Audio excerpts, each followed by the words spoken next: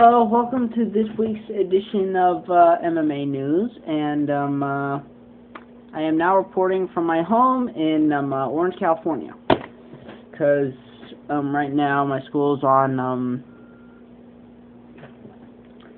summer break, but we're not here to talk about me. We're here to talk about what's been going on in MMA recently. So I did not do a MMA news for last week because of the hectic final schedule, and also the fact that nothing really major happened. I felt that I could do it that way. However, just the same, I'm going to review what I should have been reviewing on that week. Namely, UFC 97. What is there to say? You had a very good semifinal co-main event, but the main event was subpar. It was very subpar. Anderson Silva definitely could have done a better job. Telly's Hiatus could have done a better job. Basically, it's almost like Anderson Silva's lost any motivation, and as a result, this week they decided to match him up against Forrest Griffin. That's the announcement they put. I forgot which event it's for.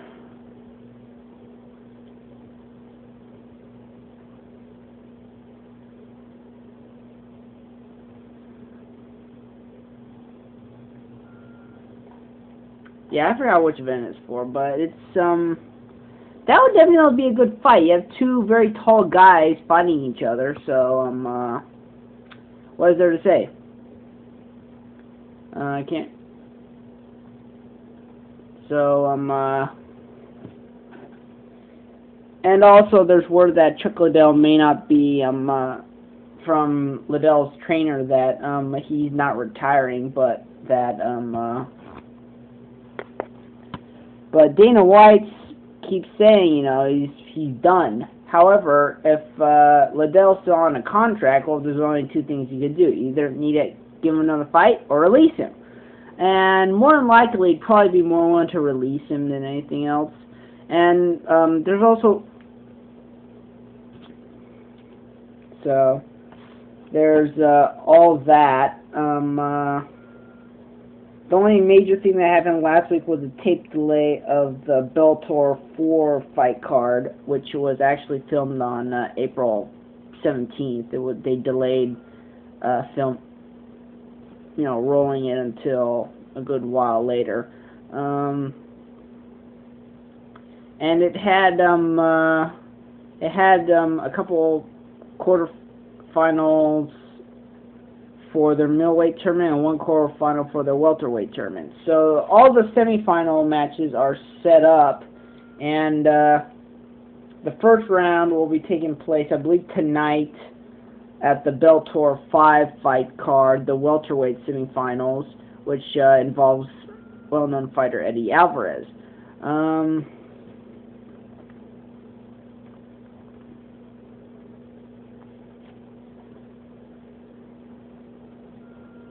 Oh yeah, a recent news also indicates that Randleman, after having fought for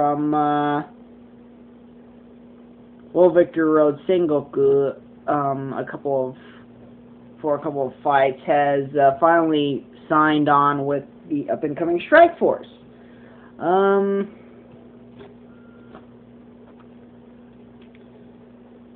So that's significantly big. It continues to make the organization stronger, giving them a better roster. Speaking of which, they have the upcoming I think it's next week. They have the upcoming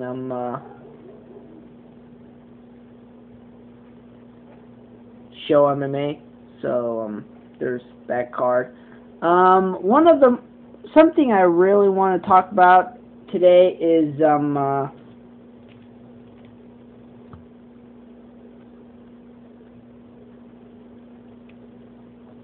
something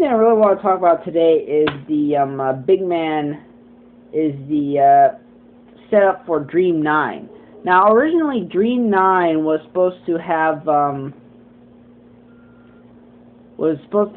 just the second round of the featherweight their featherweight tournament, in which they had the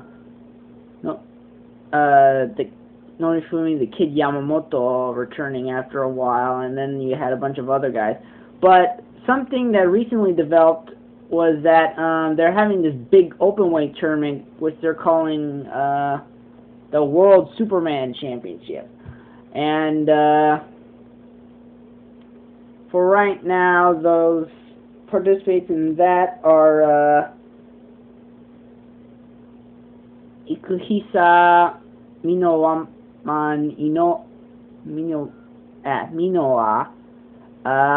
versus Bob Sapp, Jan Norte versus Remiseri Sukuju, Mark Hunt versus Gerard Musashi, and Jose Canseco versus Hongman Choi. Now, a little bit of background. We know Bob Sapp as primarily a K1 star, but he hasn't fought in K1 for almost 4 years. So, however, he has fought in MMA since then. His last fight was against this guy who was appearing as a popular Japanese cartoon character, and because he obviously didn't have a good game plan, Sapp ended up getting some good punches in, and he won by TKO. So, now there was talk that after that rebound win, that he would be the first Kimbo Slice's first match since signing with Strikeforce, but obviously that fell through. Maybe that might still happen. Don't know. So there's that. Jan Norte, he's probably a K1 guy. He's the only guy who's fought Bob Sapp in Strikeforce and got a TKO because he cut his eye. Sokoju recently was competing in UFC. He got cut, and his most recent fight was against Renato Sobral in a Affliction fight. So then we have Mark Hunt, who's also a K1 fighter. Actually, he was a K1 champion at one point. He decided to pursue MMA, went to Pride, and then he came back and then he ended up coming to Dream when Pride got bought out. Gerard Musashi, who was until recently the Dream light heavyweight, the Dream middleweight champion, but he's gained so much weight he wants to move up to light heavyweight. So, and then a recent interesting, Hongman Choi, who's primarily known for K1. He's known as the Korean Giant, and he's getting placed against Jose Canseco, who's a former MLB baseball player, known for being in roids, but he recently picked up celebrity boxing, and now he's going to MMA. Also, other fights on the card are fight to determine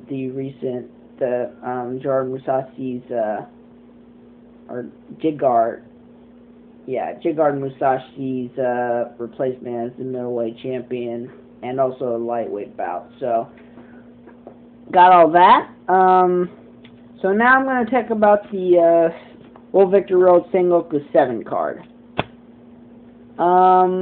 It's a rival featherweight Grand Prix.